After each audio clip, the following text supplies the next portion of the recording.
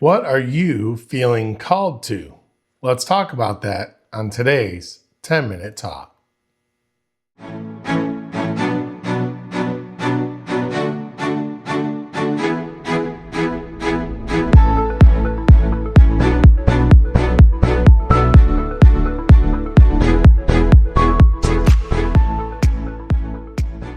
Hey everybody, this is Pastor Jay Wentworth from Spirit Alive Church in Yakima, Washington, and welcome to today's 10-Minute Talk.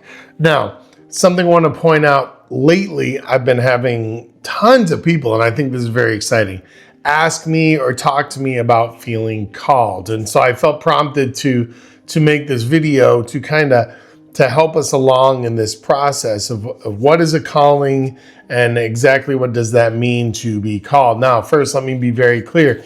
Every Christian is called to some form of ministry. Sometimes that ministry just means discipling other people. Sometimes it means discipling other people in your workplace or at a specific place. Sometimes it just means praying for other people.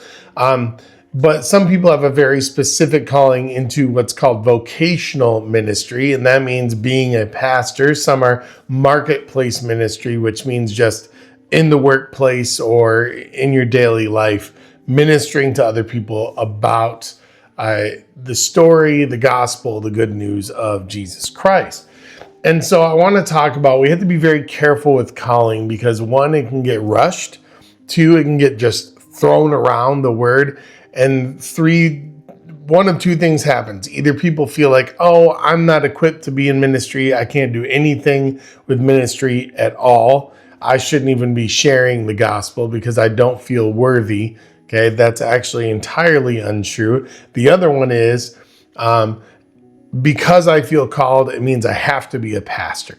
So it's the other extreme. Like I have to go into ministry. I can no longer do my normal job or have a normal job. And that's also not true because there's so many examples in the Bible, number one, of people who are called into ministry and are not necessarily pastors. Sometimes they're just volunteers in the church. Sometimes they're called to do something outside of the church, like missions or, like I said, marketplace ministry. So I don't want to dwell too long on that. But what I want to go over today with you is some practical steps to clarify what your calling is and what you should do after you learn what your calling is, and even before maybe, or as you're learning what your calling is. So first, I want to look at 2 Peter 1:10, where it says this: "Therefore, brothers, be all the more diligent to confirm your calling and election, for if you practice these qualities, you will never fail."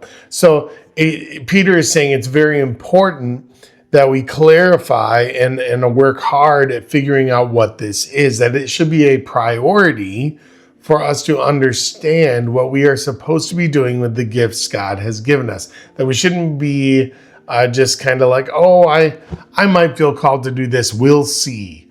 No. Take action. Action is required.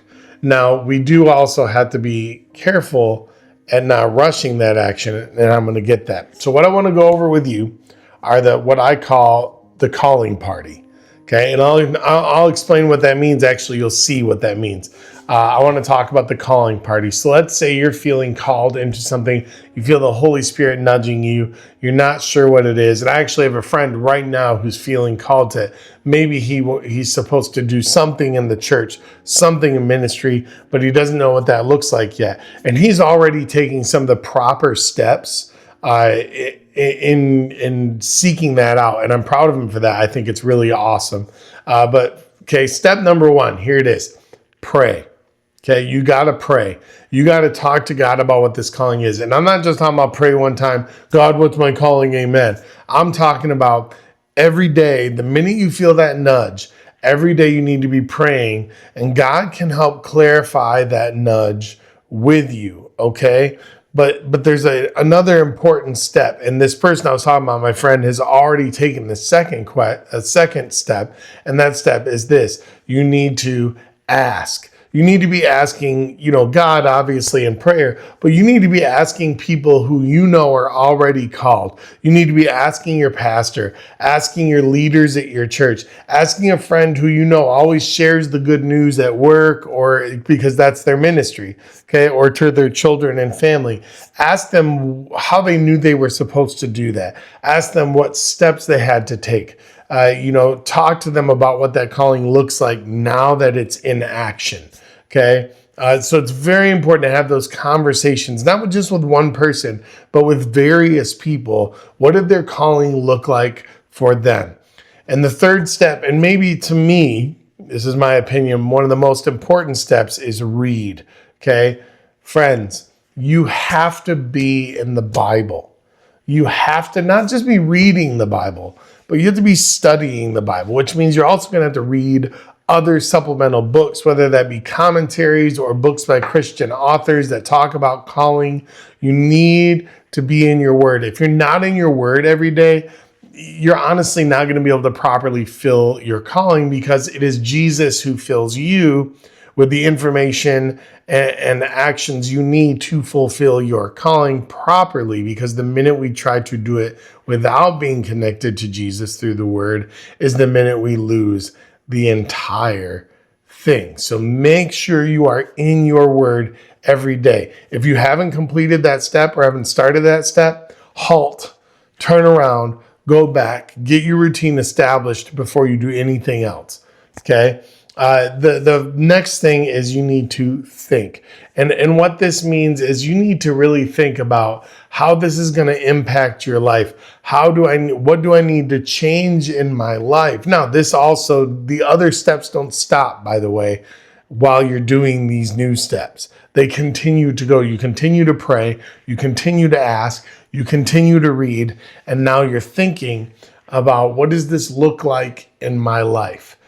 You start to plan, and that's part of this thinking process is I'm planning out what these steps look like. I'm planning out what I'm going to have to stop in order to start my calling. Because the odds are, here's the thing, odds are God is not going to give you a calling that's going to allow you to just continue to live your life in the same exact way.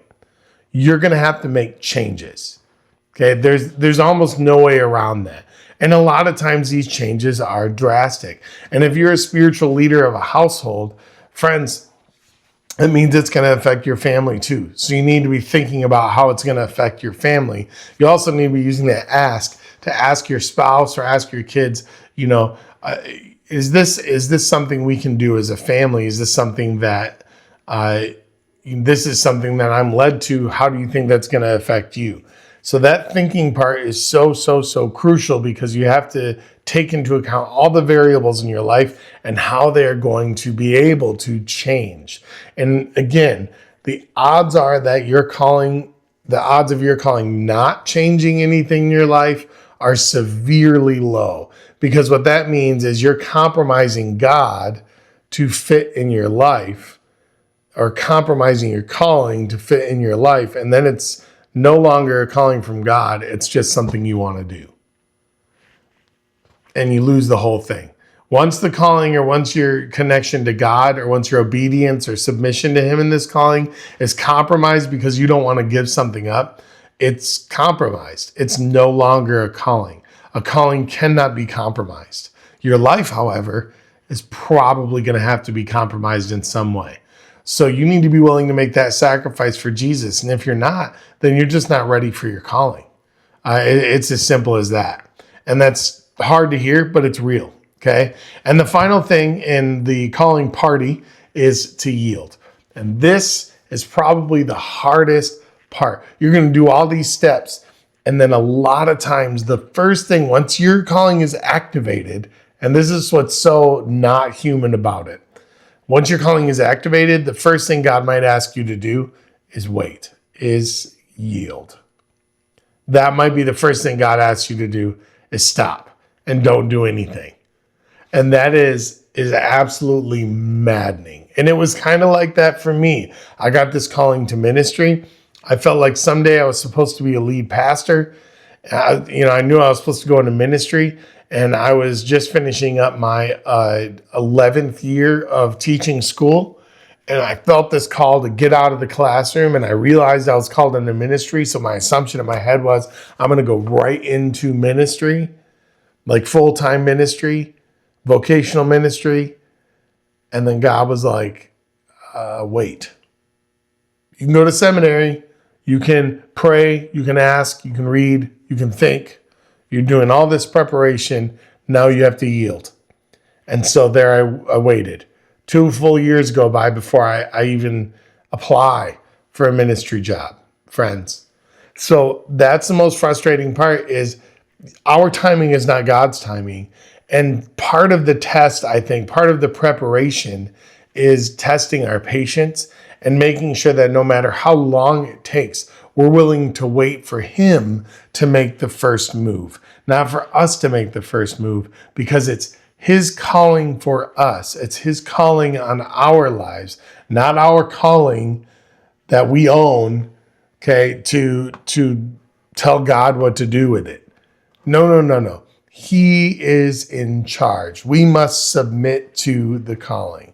So that is the calling party, friends. And I hope whatever ministry you're called to, whether it's just volunteering in church, whether it's sharing the gospel with your neighbors and family, whether it's being a minister to people at your job, or even being a pastor of some sort, or a worker in ministry, missionary, something like that, of some sort, whatever it is, friends, I want you to remember this calling party to pray, to ask people questions, to read your word and other things that help you understand the word in your calling, to think about how this is going to affect your life, and to yield, to wait for God to make the first move before you actually begin to allow this to take hold of your life and make him more of a priority in your everyday.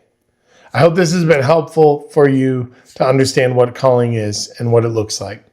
Have a blessed day. Bye-bye.